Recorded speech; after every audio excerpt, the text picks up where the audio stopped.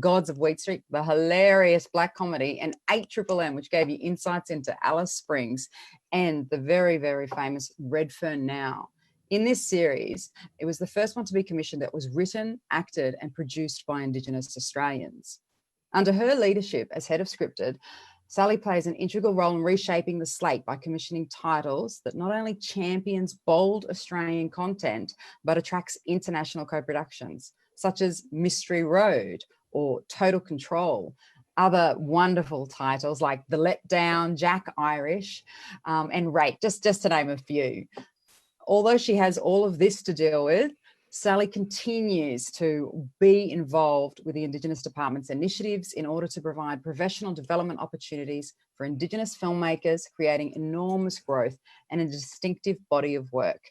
Welcome, Sally Riley. Well, thank you, Caius, my friend. That was a lovely intro. Thank you. Nice to have you here. So we're just going to jump straight in, and I've got a question for you, which I hope all the viewers out there will appreciate. I was wondering, what was the turning point for you when you knew Australian audiences had an appetite for entertaining Indigenous stories and Indigenous content? We had been doing, when I was at Screen Australia, lots of short film initiatives growing our filmmakers' skills. And the short films were kicking ass in international film festivals like Sundance, Berlin, winning awards. But when I realised that Australian audiences were ready for our content, because I believe that you've got to, like it's like weaning a baby. You need to give them little treats and get them used to food, was actually when Rabbit Proof Fence went into cinemas. And Phil Noyce, I thought, did a fabulous job of telling that story, but it did really well at the box office. And people started talking about the issues and started talking about the stories. And that was, for me, that was kind of like the most significant point. And it wasn't made by an Indigenous filmmaker. However, it did tell those stories. And for me, I went, oh, hello, these stories could go mainstream.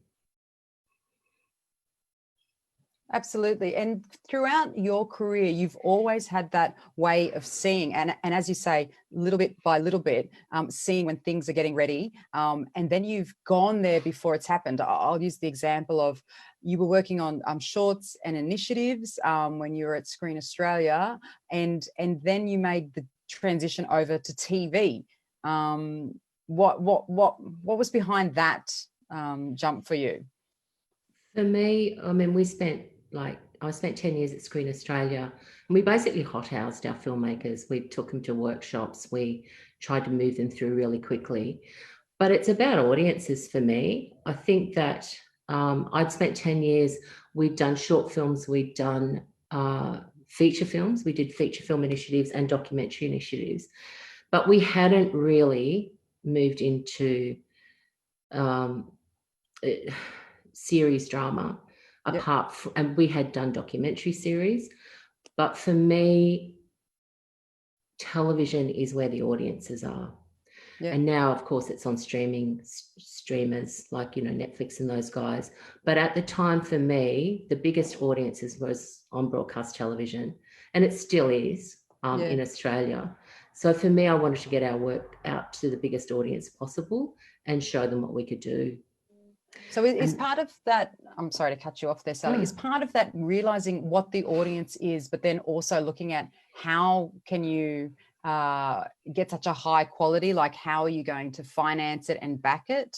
Is that part of the equation for you, or does it always drop down to what's at the heart of the story? It's a combination of all of those things. For me, I've always set really high standards for our filmmakers, even if we're working on short films. And in storytelling, I think that our Indigenous storytellers have proven that they are fantastic storytellers and have taken to the film and video medium like, ducks to water, so to speak. So the starting point is the idea, and it is this going to tell a story that is unique? Is this going to tell it and talk about an issue in a different way? But then also, We set high standards. We expect excellence. Yeah. I expect excellence. And I do that now in my mainstream job. But we've never made, like for me, I always saw the things that we made as being for the widest audience possible, in terms of not just making it specifically for Indigenous audiences, because I want as many people as possible to see our work around the world. Because I think for me, I mean, my kind of main purpose has always been to change the world and change the way that people see Aboriginal Torres Strait Islander people. And I believe if you can move them, if you can make them smile, if you can make them laugh, then it opens that door to understanding, and people get an insight into Aboriginal lives in whatever forms they are. So I believe you've absolutely knocked that out of the park. That's through the body of work and the teams you worked with, the mentorship and support that you've given to our sector and people within that. With the position you now hold as the head of scripted production at ABC, is part of what you're doing to bring that quality which you have built and helped nurture the Indigenous sector across for everybody to have insights into all different representations of what it is and who it is to be Australian? Absolutely. One of the key things for me doing this job was that I felt that I could bring what I'd been doing in the Indigenous world into mainstream series drama, for lack of a better word, in terms of making the shows look and sound like Australia. And that means having people represented from all walks of life, all cultures, all backgrounds, all sexual persuasions. And that is something I've been chipping away at for the last 3 years. And I think we're beginning to see it now.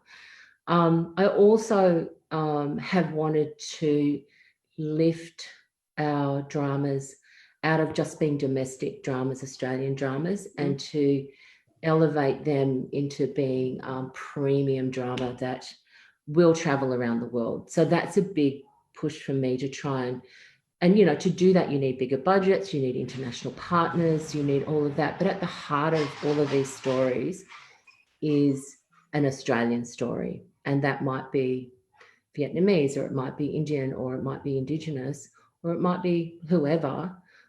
But it always, for us at the ABC, it has to be Australian. And I think that the more you focus in on the specifics of a culture or the specifics of a story, that's when things really travel. So I want to ask you on that. So if you're saying you want that broad audience, you want that international reach, you want it to resonate to Australian audiences and represent everybody, over the last 25, 30 years, the Indigenous film and media sector has been slowly growing and growing and growing. So my question is that, or my concern, maybe it's not there, correct me, Sally, are there groups which you just think haven't had a go yet, like their voices haven't? And so, yeah, that's definitely. Yeah. I mean, I was just reading an article today, actually, this morning about, because, you know, maths has gone to the United States.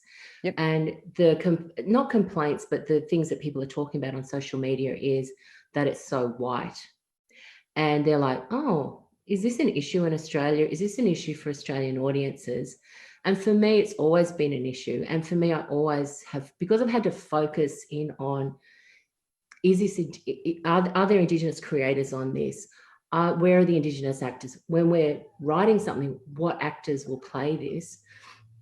So for me, I bring that to the dramas that we're doing now. And I'm like, when I first started the job, I was so surprised that there was no diversity in any of the kind of things we had in development, barely any. And so is it just the scripts that come across your table that there's no diversity, or was there also the key creatives involved, like in the writers' rooms there was limited, both. or yeah?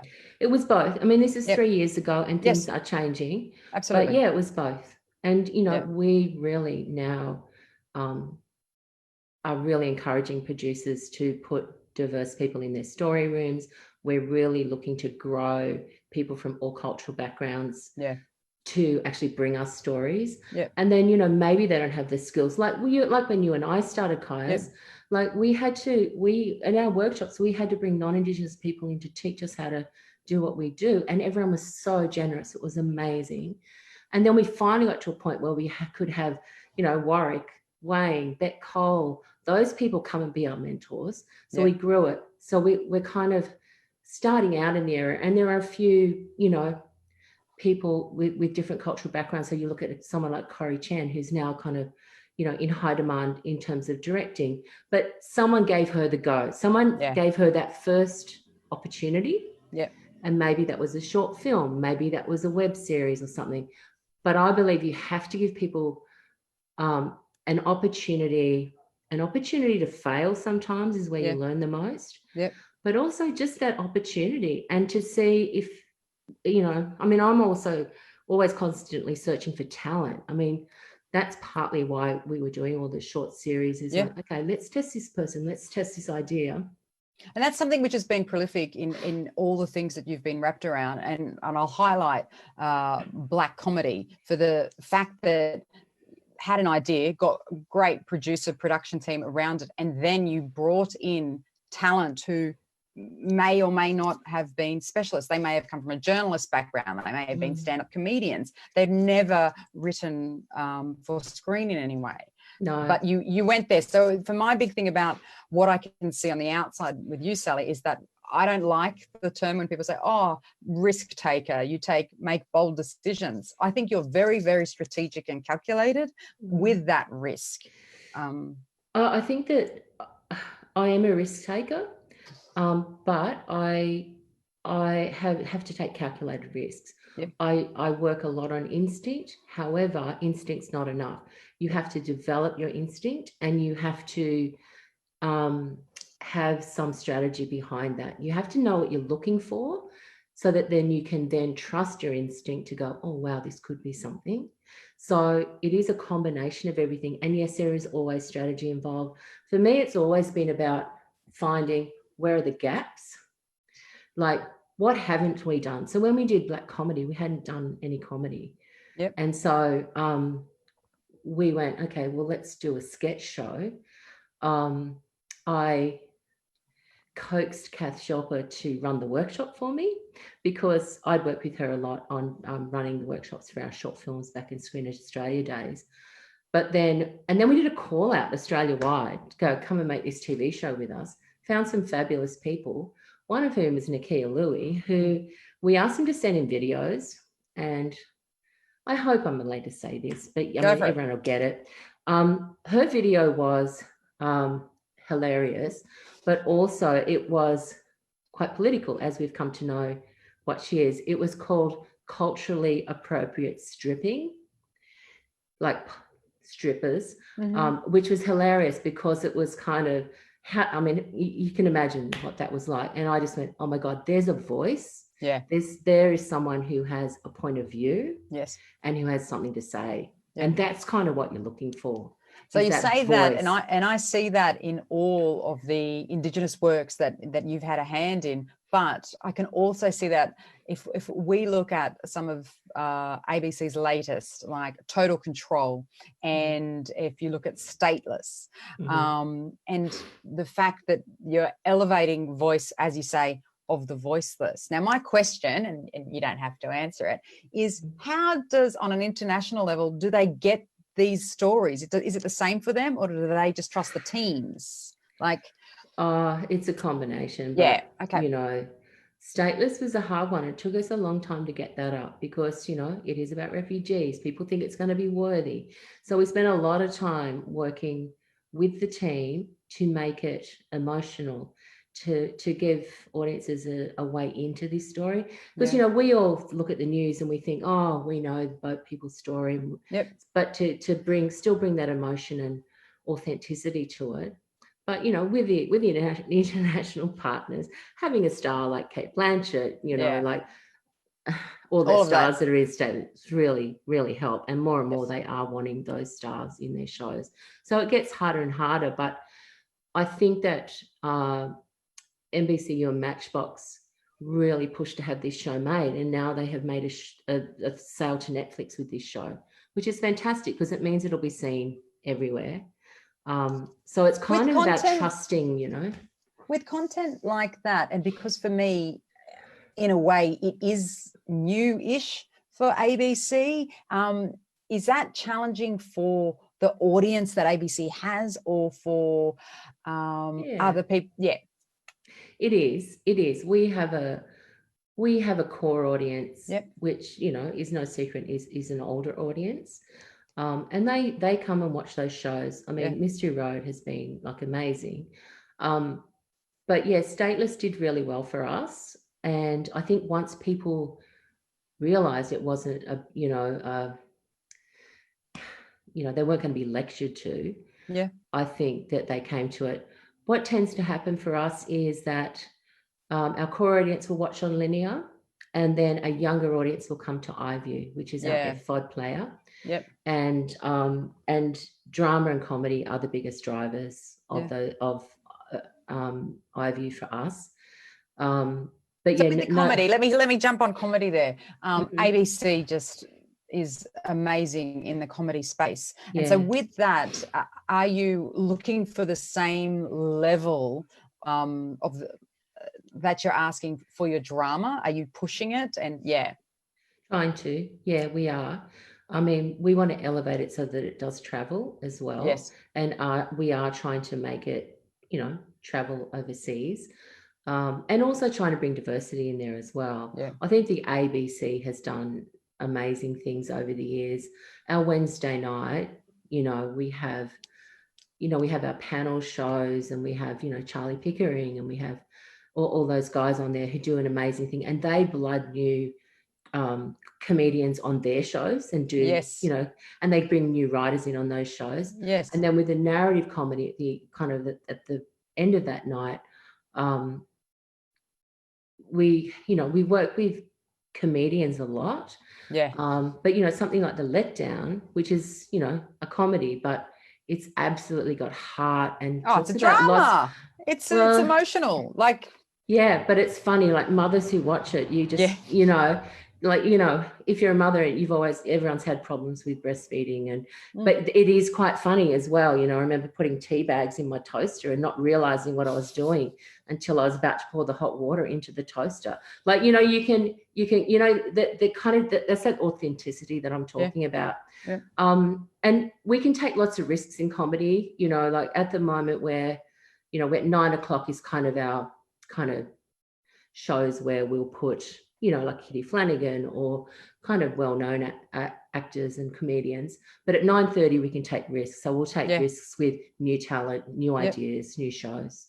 Brilliant. Okay. So whilst I've got you here, people may not know that you're actually a director, and you made a fabulous short film, Confessions of a Headhunter, which I love. With that, has that influence now? Because often with the work you're associated with, you collaborate and you have this ethos with teams. And like you're saying, you expect the best from our Indigenous sector. You expect the best from every department of every person associated with the team. Does that come from? Yep. I do. You know, like, it's a lot of money going into these shows, and it's not just about the money, but I want them to be a success. Like, I want people to see them. And when a show launches, I'm sitting at home by myself watching Twitter and watching the show go out. Like, you know, people have like viewing parties and shit. I'm not into that. Yeah. But for me, it takes a while for people to understand that I want to be part of the team. When I commission a show, wherever it's coming from, I want to be part of the team. I don't want to be seen as the broadcaster and the bad person who's going to tell us what to do. I want to get an understanding of what your vision is. Let's make sure we're making the same show. Absolutely. But then include me in everything. I want to be included in. I love to know everything, and I get excited by casting. I get excited by read-throughs. I get excited by watching rushes. But I want to be a partner. And I think that there are some producers that I've really found that relationship with and who call me all the time. You know, I have some producers who call me at 8 o'clock in the morning, at 8 o'clock at night when they're shooting, to go, this is how it went today. You know, we did this, we did that. So I want to be part of the team. And, for me, I was a director, and I love the collaboration, and I love the Absolutely. creative space. Yeah. And so you've managed to, in the position you have now and what you have to oversee and work with, do you see that that's something that you need to inform colleagues you work with? That's what you expect, or is that a different style that you're bringing to? It's I have a huge team. I have a Yeah. team of EPs. I have a team of development managers, and I will generally, I work with them. We talk all the time about what, first up I'll go, this is the kind of show I see. But Yeah. we talk all the time as our shows are moving through development, and I'll read stuff. And sometimes I'll go to like at the creative meetings, and usually generally the first creative meetings are very important. Yeah. But I like to be in a team, and Yeah. it's hard sometimes for people think I'm encroaching on what they're doing and stuff. But I'm like, oh, what's happening there? And and I can get distracted on the detail, because I can go Yeah. into detail because I'm a director. I come from the directors.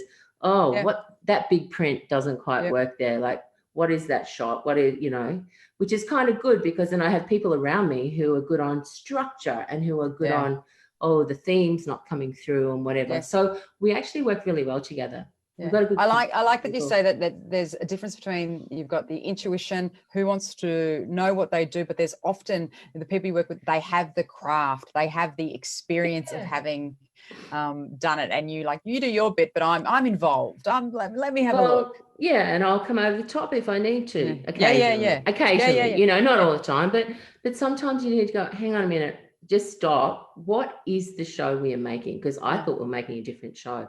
But no, it's the best leaders have people who are more, better than them, like working with them. And it's like, they bring that skill, they bring that skill. So pulling a team together, it's so important to have those people who have all those different things, because you can't expect one person to have everything.